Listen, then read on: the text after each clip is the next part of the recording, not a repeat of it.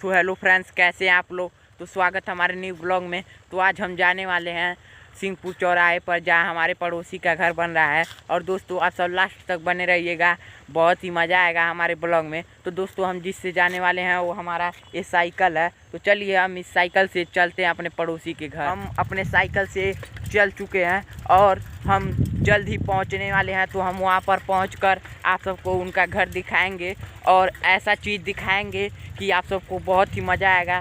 तो हमारे ब्लॉग में आप सब लास्ट तक बने रहिएगा।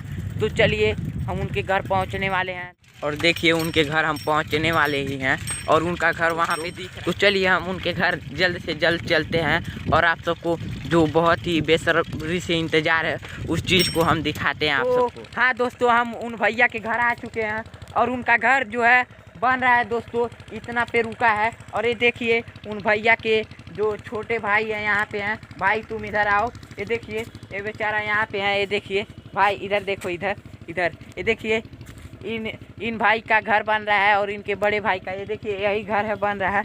और दोस्तों आप सबको जिसका बेसब्री से इंतज़ार था देखने के लिए, दोस्तों यही है, हम दिखा रहे हैं।